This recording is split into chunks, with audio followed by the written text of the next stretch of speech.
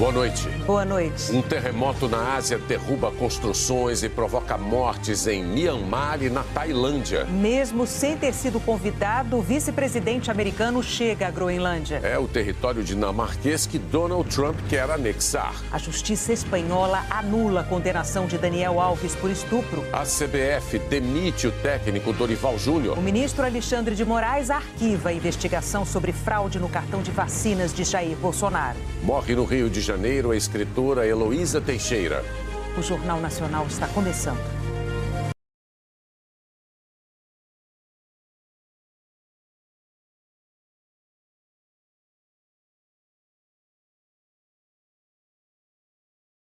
Inscreva-se no canal e ative as notificações para não perder mais edições.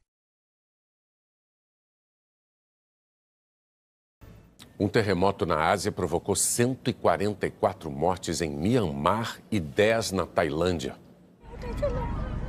O desespero no meio da rua diante do hotel envergado. O prédio desaba. Nas ruas de Myanmar, as pessoas correm de um lado para o outro sem saber para onde ir. Não tem lugar seguro. Correria também no aeroporto. O motoqueiro atravessa a cidade de Mandalay e registra o cenário caótico. Os monges, do lado de fora, veem o templo budista ruir. E a ponte cai no rio Irrawaddy. Foi terremoto dos fortes, 7,7 de magnitude. E o epicentro, na região central do país, foi perto do solo, a 10 quilômetros de profundidade. Por isso, tanta força e tanta destruição. Principalmente em Mandalay, a segunda cidade mais populosa de Myanmar. O primeiro tremor foi na hora do almoço, madrugada no Brasil. As autoridades logo decretaram estado de emergência em 6 regiões. É difícil saber com precisão o tamanho do estrago porque Myanmar vive uma ditadura. Desde 2021, uma junta militar comanda o país e controla a imprensa. O uso da internet é restrito. O general que chefia a junta cedeu, pediu socorro a qualquer país ou organização estrangeira que possa ajudar. Diante da tragédia, a União Europeia se colocou à disposição para mandar ajuda. A Índia também. A Organização Mundial da Saúde acionou um sistema de gerenciamento de emergência.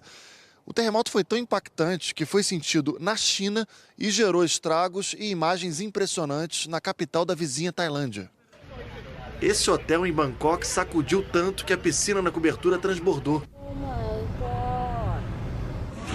Todo mundo foi embora correndo no prédio do lado.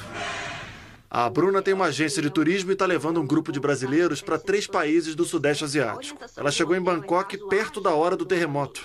Eu comecei a sentir algo balançando e para mim era a minha cabeça, né? Era alguma coisa que estava acontecendo comigo ali, enfim, eu me segurei, pensei que eu estava passando mal. E aí quando eu notei, eu vi que o pessoal do aeroporto mandou todo mundo se abaixar, né? E um perguntando pro outro, você tá sentindo? Você tá sentindo? E aí nós nos abaixamos, algumas pessoas se abaixaram, outras nem se abaixaram. Passou e a gente entendeu o que era realmente o terremoto. A gente passou bem pela região ali dos hospitais e muitas ambulâncias, muitas pessoas sendo atendidas na calçada, pessoas que talvez, não sei, né? A gente não sabe se passou mal, enfim, ou se teve que evacuar esses hospitais também, as pessoas ficaram ali nas ruas, né? Sendo atendidas ali nas ruas. Também em Bangkok, o arranha-céu em construção não aguentou.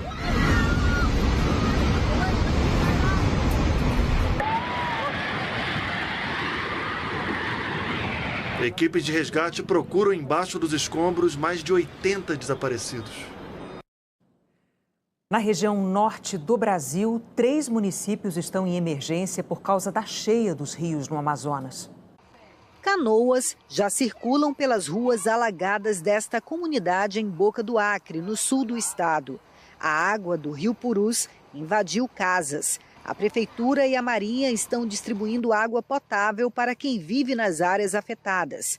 Balsas ajudam nos atendimentos médicos. Em Tabatinga, o rio Solimões também subiu bastante. Os moradores construíram pontes com a madeira fornecida pelo município. O acesso, se fosse 2 taubas, assim, o vai e vem era melhor, porque isso é uma tauba. Aí para passar uma pessoa, a gente tem de afastar para a pessoa passar. E vem uma senhora com uma criança, a gente tem de dar um jeito de sair da ponte para aquela pessoa, dar acesso para aquelas pessoas. Esse era o cenário do Rio Madeira em Humaitá no ano passado, quando o leito do rio virou um imenso banco de areia. Bem diferente de hoje, quase no pico da cheia. O Madeira já alcançou alguns pontos da cidade e inundou estradas na zona rural, prejudicando as crianças em aula. A maioria das vezes eles faltam por conta da chuva, né? E a vicinal é bem difícil o acesso, devido a muitos buracos, muita lama e alaga também. Eu não gosto de faltar a aula, não. Fico preocupada. Por causa das minhas faltas, eu perco prova, atividades. O ciclo das águas na bacia amazônica segue um ritmo gradativo, levando meses para encher e outros meses para baixar. Depois de 2 anos seguidos de seca extrema, os pesquisadores do Serviço Geológico do Brasil acreditam que os rios se recuperaram com as chuvas e estão prevendo uma cheia moderada para este ano. A cheia desse ano ela vai ser uma cheia, pelo que a gente prevê, uma cheia ordinária, ou seja, uma cheia dentro de uma faixa de normalidade. Entretanto, para os municípios que recebem a influência ali do Rio Madeira, por exemplo, Itacoatiara, Parintins, a probabilidade de uma cheia mais severa aumenta. A Secretaria de Infraestrutura de Humaitá afirmou que está recuperando as estradas para que todas as crianças tenham acesso à escola. Vamos ver então como fica o tempo amanhã em todo o país? Conta pra gente, Eliana. Boa noite. Boa noite, Renata, Bonner. E para você. Amanhã a chuva se concentra principalmente na região norte, também em parte do Maranhão, do Piauí, do Ceará, em Mato Grosso do Sul e no norte do Paraná. Mas o risco de temporal, com possibilidade de muita chuva, alagamento, vento forte e raio, vale para estas áreas. Oeste do Acre e do Amazonas, Amapá, Pará, grande parte do Tocantins, Maranhão, norte do Piauí e noroeste do Ceará. Entre as capitais, Teresina, São Luís, Palmas, Belém e Macapá tem previsão de grandes volumes, de 30 a 40 milímetros. Chove menos, porém com pancadas pontualmente fortes em Manaus, Rio Branco, Porto Velho, Cuiabá, Campo Grande e Brasília. Expectativa de sol o dia todo, somente do sul do Espírito Santo ao litoral do Rio de Janeiro. Na cidade do Rio, sábado quente, com 34 graus, 5 a mais do que a média de março. E vai da praia em mais um fim de semana de outono. Em Saquarema, por exemplo, máxima de 30 graus, com sensação de mais calor, 32. Ondas de 2 metros e ventos de 20 quilômetros por hora. Mais que uma brisa, só que não é ventania. O índice ultravioleta vai estar muito alto. Este é o penúltimo nível.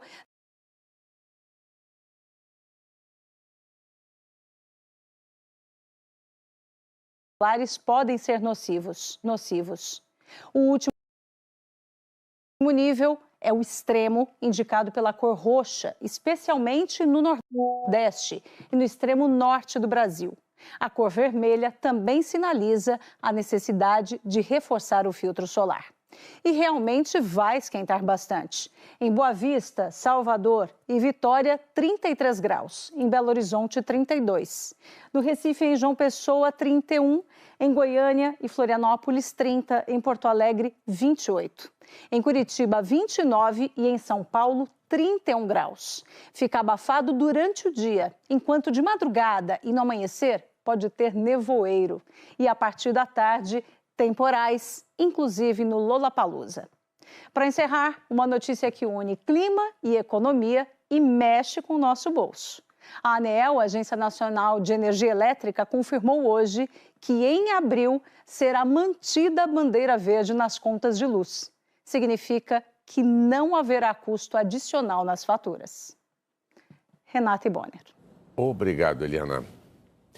No mês passado, a economia brasileira produziu um saldo de quase 432 mil empregos com carteira assinada, 40% a mais do que em fevereiro do ano passado. O setor de serviços foi o que mais abriu vagas, mas todos tiveram desempenho positivo. Nos 2 primeiros meses desse ano, o país gerou 576 mil postos novos de trabalho formal. No trimestre encerrado em fevereiro, a taxa de desemprego de 6,8% foi a menor para o período em 11 anos. O Brasil tem 7,5 milhões de desempregados. A renda aumentou 1,3% e atingiu o recorde da série histórica iniciada em 2012. Quase um quinto dos empregadores brasileiros está na informalidade. 20 anos no mercado, chefe de diversos restaurantes. E a Carol sabia exatamente como queria que fosse a relação trabalhista com os funcionários quando abriu o seu próprio restaurante há um mês.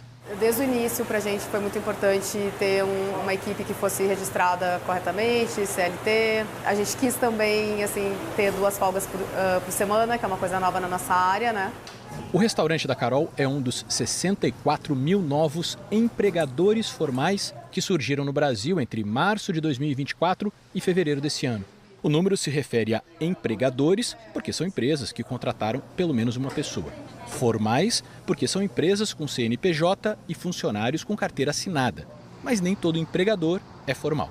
Muitos empreendedores no Brasil começam na informalidade. Um negócio de uma pessoa só, um carrinho de cachorro-quente, vendendo bolo de casa, pode ser um serviço, encanador, eletricista e por aí vai. Mas aí o negócio vai crescendo e vem a necessidade de ter mais gente para ajudar. O empreendedor contrata alguém, mesmo sem ter se formalizado e, consequentemente, sem formalizar essa contratação. Essa categoria de empregador informal também cresceu. São 29 mil novos em um ano. Os economistas dizem que o crescimento das duas categorias reflete um mercado de trabalho aquecido, mesmo com o Banco Central aumentando os juros para tentar conter a inflação.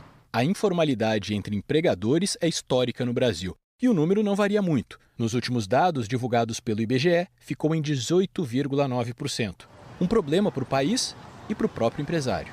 Ele não tem acesso a determinadas linhas de crédito, ele não consegue acessar determinados mercados que são mais sofisticados. No fundo, ele perde oportunidades ao ficar na informalidade. Para o país, no fundo, ele não está contribuindo, por exemplo, para a Previdência Social. Ele não está contribuindo para o crescimento da economia como um todo, o que torna a economia menos produtiva no médio e longo prazo. Estar na informalidade nem sempre é uma opção. São 2 fatores. Eu acho que o primeiro é o próprio custo de se formalizar. É caro ser formal no Brasil. Por outro lado, acho que tem uma questão do nível de informação que os empreendedores informais de fato têm, no sentido de como que eles acessam essa formalidade maior e como que eles de fato conseguem fazer isso acontecer. O governo reajustou em 9% os salários das Forças Armadas, 4,5% a partir de abril, 4,5% no ano que vem.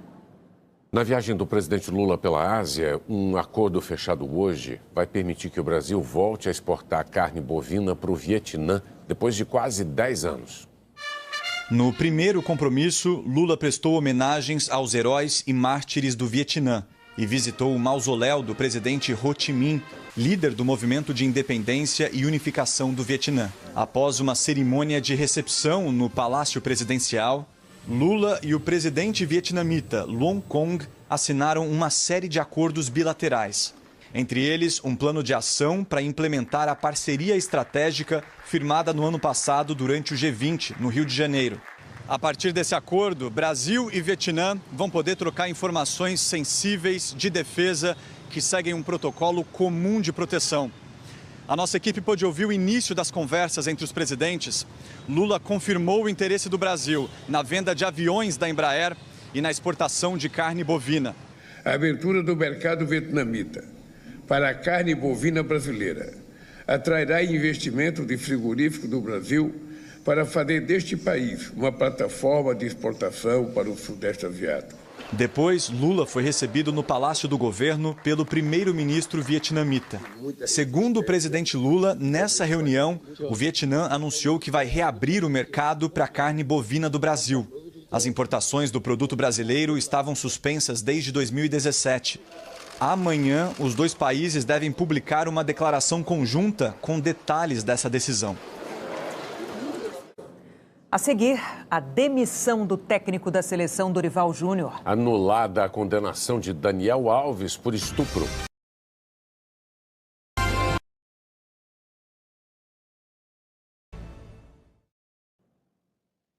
A Justiça da região da Catalunha, na Espanha, absolveu o ex-jogador brasileiro Daniel Alves. A decisão foi unânime. Os 4 juízes, 3 mulheres e 1 homem, concluíram que o depoimento da vítima que acusa Daniel Alves de estupro é insuficiente para sustentar a condenação. A sentença divulgada hoje afirma que a decisão anterior, em primeira instância, contém uma série de lacunas, imprecisões, inconsistências e contradições quanto aos fatos. E que não se pode concluir que as evidências ultrapassaram os padrões exigidos pela presunção de inocência. Esther Garcia, advogada que representa a vítima, disse que a decisão de hoje é um retrocesso jurídico e social na luta contra a violência sexual. Graciele Queiroz, advogada de Daniel Alves, afirmou que a família do ex-jogador recebeu a recente decisão com serenidade e profundo senso de justiça e reiterou a convicção na inocência dele. Daniel Alves havia sido condenado a 4 anos e meio de prisão em fevereiro do ano passado por supostamente ter estuprado uma jovem de 23 anos, na época, no banheiro de uma boate, em Barcelona, na madrugada do dia 31 de dezembro de 2022. A mulher afirmou que teve relação sexual sem consentimento com o ex-jogador. Daniel Alves chegou a apresentar 5 versões diferentes em depoimentos. Na última delas, confirmou a relação sexual, mas disse que houve consentimento. Ele passou 14 meses em prisão preventiva durante as investigações e só saiu após o pagamento de uma fiança equivalente a R$ 5.400.000 em março do ano passado e passou a responder pelo processo em liberdade. Ainda cabe mais um recurso à decisão de hoje do Tribunal da Catalunha. Dessa vez, ao Tribunal Supremo da Espanha, a mais alta instância judicial do país. A defesa da vítima tem até o fim da próxima semana para protocolar a intenção de que vai recorrer. Esther Garcia disse que vai entrar com o recurso, mas que também é preciso levar em consideração o lado emocional da vítima, devido à forma traumática como a decisão foi tomada hoje. A forma traumática em que se ha tomado, evidentemente, a decisão que hemos... A CBF demitiu o técnico Dorival Júnior. O presidente da CBF, Edinaldo Rodrigues, fez um rápido pronunciamento acompanhado do diretor de seleções, Rodrigo Caetano, que permanece no cargo. A CBF, nesse momento, anuncia que encerrou o ciclo do Dorival Júnior. A gente agradece muito pelo trabalho que ele desempenhou à frente da seleção brasileira e a gente deseja para ele todo sucesso e novos desafios em sua carreira. Com o treinador também deixam a seleção os auxiliares Lucas Silvestre, filho dele, e Pedro Sotero, e o preparador físico Celso Rezende. Dorival havia assumido o cargo em janeiro do ano passado e comandou a equipe em 16 jogos, com 7 vitórias, 7 empates e 2 derrotas. Depois da Copa do Mundo do Catar e da saída de Tite, 3 treinadores passaram pela seleção: Ramon Menezes, Fernando Diniz e Dorival. Agora, mais uma troca. O nome do novo técnico não foi anunciado. O escolhido terá pela frente 4 partidas das eliminatórias entre junho e setembro para garantir a presença do Brasil na Copa. E depois, mais 3 datas de amistosos antes do Mundial, em outubro e novembro desse ano e em março do ano que vem. A partir de agora é que vamos trabalhar na busca de um substituto. A CBF estuda a contratação de um estrangeiro. O português Jorge Jesus, ex-Flamengo e atualmente no Al Hilal da Arábia Saudita, é um dos favoritos e estaria disponível antes dos próximos jogos. Algo mais difícil para o italiano Carlo Ancelotti, que disputa o Mundial de Clubes com o Real Madrid no meio do ano. No Campeonato Brasileiro, que começa nesse fim de semana, a Globo vai trazer uma série de novidades nas transmissões dos jogos. Tempo. Ninguém gosta de desperdiçar. Por isso, é tão irritante quando o jogo para tanto. O tempo de bola rolando nas partidas do Brasileirão é menor do que o de algumas ligas europeias, como o Campeonato Inglês. Por isso, a CBF adotou novas medidas para o torneio que começa amanhã. Seguindo uma determinação da FIFA, os goleiros agora podem segurar a bola por até 8 segundos. Os árbitros devem sinalizar com os dedos a contagem do tempo, a partir do 3º segundo de posse. Se demorar mais de 8, deve haver penalização, com um escanteio marcado para o rival. Se for respeitado da melhor forma pelos árbitros, do jeito que tem que ser, eu acho que a gente vai ter um jogo mais dinâmico assim. Então acho que essa pode ser a principal mudança. Nos jogos, 16 bolas ficarão espalhadas em cones ao redor do campo e o jogador terá apenas que retirá-las para dar continuidade à disputa, sem precisar esperar a ação do gandula. A ideia é agilizar a reposição. Isso já em estatística pela FIFA, nós temos vários resultados em competições experimentais e nas nossas competições no Brasil nós já temos, no feminino, uma redução de perda de tempo nos acréscimos ali em torno de 20%. Para acompanhar partidas mais dinâmicas, nada melhor do que uma transmissão também cheia de novidades, como as que a Globo preparou. Essa câmera aí, por exemplo, vai dar uma textura cinematográfica às imagens dos jogos. Movimentos e expressões dos atletas ganham vida com a definição da Super Cinecam. Vamos também entender melhor o que acontece em campo, com o Super Drone, que voa lá nas alturas, e a Cable Cam, que acompanha a dinâmica do jogo.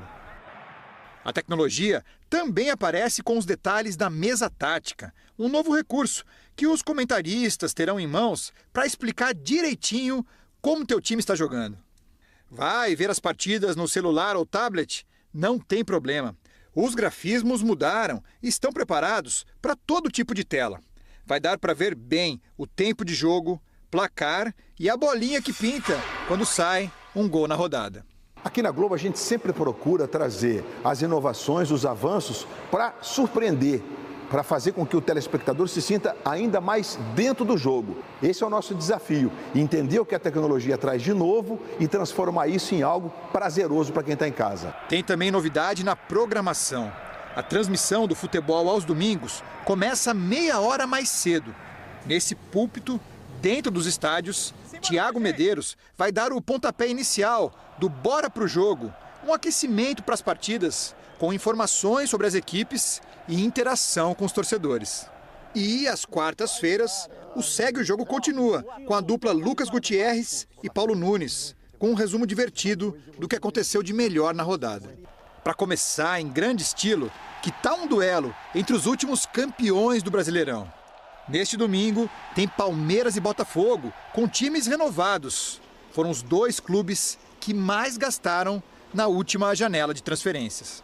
O Brasileirão, para mim, é uma experiência. Estou muito feliz de estar aqui, de estar jogando e espero ajudar o máximo meus companheiros e o Palmeiras sair campeão. E espero dar bons resultados e colocar o Botafogo às alturas novamente. A TV Globo, o Sport TV e o Premier vão exibir 9 dos 10 jogos de cada rodada. 8 deles são exclusivos. E a cobertura do Brasileirão estará nos telejornais, nos programas esportivos e no GE. Globo. Finalmente, acabou a espera. É tempo de Brasileirão. O presidente em exercício Geraldo Alckmin sancionou hoje o projeto de lei que inclui o nome do atleta João Carlos de Oliveira no livro dos heróis da pátria. João do Pulo foi medalhista olímpico e pan-americano do salto triplo e recordista mundial de 1975 até 85. Ele morreu em 1999. A seguir, o ministro do STF, Alexandre de Moraes, arquiva a investigação sobre dados falsos no cartão de vacinas de Jair Bolsonaro. O vice-presidente americano visita a Groenlândia sem ter sido.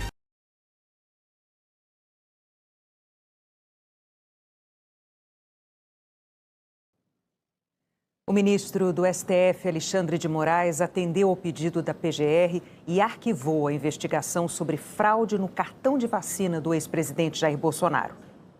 No pedido de arquivamento feito ontem, o Procurador-Geral da República afirmou que não encontrou provas de que foi o ex-presidente Jair Bolsonaro quem determinou a inserção de dados falsos sobre a vacina da Covid no sistema do Ministério da Saúde. A Polícia Federal indiciou Bolsonaro após confirmar que os dados foram de fato inseridos no sistema, que as carteiras de vacinação de Bolsonaro e da filha dele foram impressas e que dias depois esses dados foram excluídos. O tenente-coronel Mauro Cid, ex-ajudante de ordens de Bolsonaro, disse em delação premiada que coordenou tudo a mando do ex-presidente. Ao defender o arquivamento, o procurador Paulo Goret disse que somente o colaborador afirmou que o presidente lhe determinara a realização do ato. Disse ainda que não poderia apresentar denúncia sem outras provas que confirmassem a delação. Em sua decisão, o ministro Alexandre de Moraes afirmou que a legislação proíbe o recebimento de denúncia que se fundamente somente nas declarações do colaborador, exigindo-se, consequentemente, que seu oferecimento esteja embasado em provas autônomas e independentes, além de informações surgidas a partir da colaboração devidamente ratificadas por outras provas. E concluiu: tendo o Ministério Público requerido o arquivamento no prazo legal, não cabe ação privada subsidiária ou a título originário, sendo essa manifestação irretratável, salvo no surgimento de novas provas. O advogado Paulo Cunha Bueno, que defende o ex-presidente, diz que, a despeito do acerto do parecer e do inevitável acolhimento pelo ministro relator, está-se a ver que a referida investigação, segundo ele, vazia de qualquer elemento, prestou-se só e somente como ambiente para a mentirosa colaboração premiada do tenente-coronel Mauro Cid. A decisão inclui ainda o deputado federal Gutenberg Reis, do MDB, que também era investigado. Segundo a PGR, o parlamentar efetivamente se vacinou contra a Covid e incentivou a imunização nas redes sociais. Em uma rede social, o deputado disse que a notícia do arquivamento reafirma nossa confiança de que a verdade sempre prevalecerá. A decisão do ministro Alexandre de Moraes não invalida a delação de Mauro Cid para outras investigações. O próprio procurador-geral afirmou que, na denúncia sobre a tentativa de golpe de Estado, as informações do delator foram confirmadas por outras provas autônomas reunidas pela Polícia Federal. O ministro Alexandre de Moraes concedeu prisão domiciliar a Débora Rodrigues dos Santos. A cabeleireira está presa preventivamente e é ré no STF por crimes como associação criminosa armada e golpe de Estado. Débora participou do acampamento golpista em frente ao quartel do Exército e foi flagrada pichando com batom a estátua da Justiça no dia 8 de janeiro. Em interrogatório no STF, ela se disse arrependida, pediu desculpas por ter atentado contra o Estado Democrático de Direito e prometeu jamais voltar a fazê-lo. Na decisão, Moraes destacou que Débora já cumpriu quase 25% do tempo de reclusão que seria exigido em caso de condenação. Assim, ela teria direito à progressão de regime em breve. Como o julgamento dela foi interrompido, o ministro decidiu não prejudicá-la com essa suspensão. Ela vai ter que usar a tornozeleira eletrônica. 104 imigrantes ilegais deportados pelos Estados Unidos chegaram hoje ao Brasil. A Polícia Federal prendeu 4. São condenados por homicídio, sequestro ou roubo. 76 seguiram num avião da FAB para Minas Gerais. O vice-presidente dos Estados Unidos desembarcou no território que Donald Trump ameaça anexar. J.D. Vance estava a caminho da Groenlândia quando os partidos da ilha deixaram as diferenças de lado e se uniram para formar um novo governo contra uma ameaça maior, a anexação do território pelos Estados Unidos. O novo primeiro-ministro da Groenlândia deu um recado claro para Donald Trump e J.D. Vance. Acreditamos que a visita não mostra respeito por um aliado. É uma pena, afirmou. Vance pousou algumas horas depois e logo criticou a Dinamarca. Vocês não fizeram um bom trabalho pelo povo da Groenlândia. Vocês não investiram na segurança dessa incrível e bela terra. E isso tem que mudar. A Groenlândia faz parte da Dinamarca e tem um governo autônomo. Vance disse esperar que os moradores escolham uma parceria com os Estados Unidos. As declarações foram na base militar que os americanos mantêm na ilha há 75 anos. Em entrevista ao Jornal Nacional, Mary Thompson Jones, professora da Marinha de Guerra dos Estados Unidos, explicou que é uma linha de defesa importante.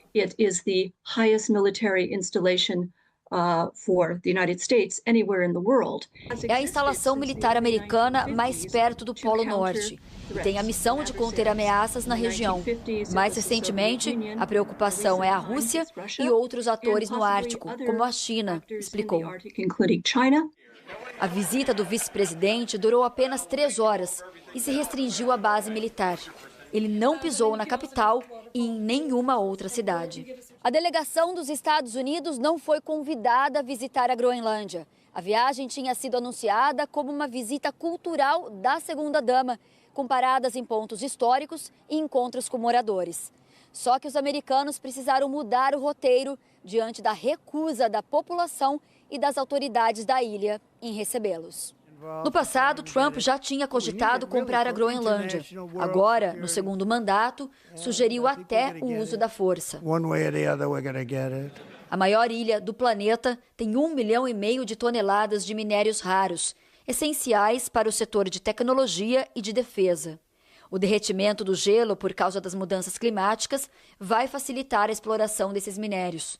E também do petróleo da Groenlândia, que representa 13% das reservas ainda inexploradas do mundo. O aquecimento global também vai facilitar a navegação militar e comercial pelas rotas estratégicas do Ártico, mais curtas do que outros caminhos. Em Washington, Trump voltou a dizer: precisamos ter a Groenlândia. É muito importante para a paz mundial. Tem navios de guerra chineses e russos por toda parte. Não vamos deixar isso acontecer. Não temos escolha. O presidente russo, Vladimir Putin, sugeriu que a ONU assuma o governo da Ucrânia e convoque eleições. O secretário-geral, Antônio Guterres, respondeu que a Ucrânia tem um governo legítimo que deve ser respeitado. Em meio à guerra contra a Rússia, no ano passado, o parlamento ucraniano prorrogou o mandato de Volodymyr Zelensky. Zelensky disse que a proposta é absurda e um artifício de Putin para atrasar as negociações de paz. A seguir, o primeiro dia do Lollapalooza. A morte da escritora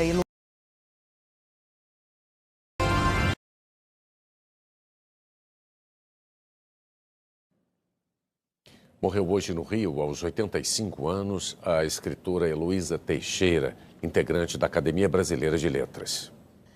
Era uma mulher sempre conectada com o que viria pela frente. Formada em letras clássicas, mas foi no avesso de qualquer tradição que ela se encontrou. A questão do feminismo, eu acho que é uma lente que você põe no olho e não sai mais. Você bota aquela lente e você vê em todos os lugares, você vai perceber ali, tem machismo. A gente tem que estar muito atento para controlar isso e para mudar isso, né? Heloísa Teixeira passou a pesquisar o movimento feminista ainda nos anos 1960. Naquela época era muito difícil você se identificar com o feminismo. A esquerda era contra, a igreja era contra, a ditadura era contra, óbvio. Professora da Universidade Federal do Rio de Janeiro, a Heloísa, intelectual, também frequentava a periferia. Em 2009, criou o projeto Universidade das Quebradas, um diálogo entre artistas e produtores locais com a comunidade acadêmica. Em 2023, Heloísa Teixeira se tornou a 10ª mulher a virar imortal da Academia Brasileira de Letras. Ela passou a ocupar essa cadeira aqui, a de número 30, que era de Nélida Pinhon. Para quem viveu quebrando barreiras e lutando por espaço para as mulheres, a posse de Heloísa não poderia ter sido diferente. Foi uma conquista inédita feminina. Em 126 anos da academia, é a primeira vez que uma mulher sucede uma mulher. Para você ver quão poucas nós somos. São um total de 10 mulheres para 339 homens. Absurda essa percentagem.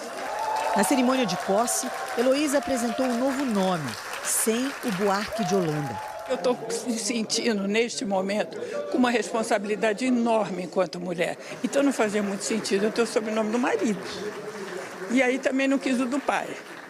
E aí eu fui da minha mãe, a minha mãe está aqui juntinho comigo e a gente vai lutar juntos. Heloísa Teixeira estava internada desde a semana passada e morreu de complicações de uma pneumonia e insuficiência respiratória aguda. Ela deixa um legado imenso. A Heloísa não tinha amarras, ela tinha vontades, paixões, era alegre. Heloísa foi essencialmente revolucionária. Daí a desolação, hoje, o luto, em tantas áreas do Brasil.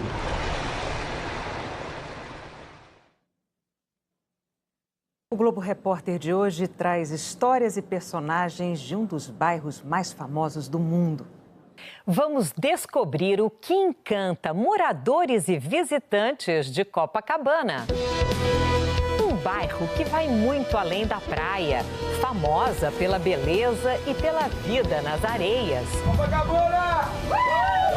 Que atrai gente do mundo todo, seja para passear ou para viver aqui. Que acolhe também quem vem para trabalhar. Um lugar que me abraçou, que me deu um trabalho. Vamos entender melhor a Copacabana da Bossa Nova, das festas de Réveillon e dos mega shows. Em que outra parte do mundo se espera o sol nascer dentro d'água, vendo a lua? Hoje no Globo Repórter. Renata Vasconcelos fez isso Eu já outro fui. dia, não é? E não faz muito tempo. Não faz muito tempo. Eu Vou vi. repetir. Eu vi nas redes sociais. Em São Paulo começou hoje a 12ª edição do Lollapalooza Brasil. O primeiro dia de festival foi deles, de fãs que estão entre a adolescência e a vida adulta, uma transição que os anos de pandemia borraram um pouco. Teve a pandemia, a gente não conseguiu sair de casa, aí agora a gente conseguiu com 20 anos, aí agora a gente veio. Algum ritmo em comum fez-nos em... O fã de música já viveu ou ainda vive essa admiração intensa por um artista ou por uma banda. Nesta sexta, vários nomes atraíram o público bem parecido e ávido por vê-los. Mas tem uma cantora em especial, pela primeira vez no Brasil, que ditou até o figurino de boa parte do autódromo. É uma cantora pop maravilhosa, ela canta muito bem e ela só tem hit. Esse look aqui é de Bad Idea Right, que é uma música que ela lançou. E é bem o look e o chapéu. Devoção por uma jovem estrela pop de 22 anos, vencedora de 3 prêmios Grammy, a cantora e compositora americana Olivia Rodrigo. Descreve muito a geração Z, que é a gente. Ela descreve os sentimentos, os pensamentos, as relações. Então ela é maravilhosa e a gente se conecta muito com ela. No meio da tarde, os shows pararam por 1h10 por causa da chuva. Peraí, segura aí. A gente recebeu a informação aqui, mano. A gente vai dar só uma seguradinha rapidinho. A banda irlandesa Inhaler, liderada por Elijah Hilson, filho de Bono Vox, do U2, subiu ao palco atrasada. Os outros integrantes conversaram com a gente antes da apresentação e disseram que estão se sentindo em casa nessa estreia no Brasil. Olivia Rodrigo e Inhaler não eram os únicos a fazerem a cabeça de meninos e meninas. A norueguesa Girl in Red foi recebida com carinho. João encerrou uma longa turnê sob aplausos. Quando eu recebi o convite para esse Lola, de que seria um show muito especial. A gente preparou com muito carinho.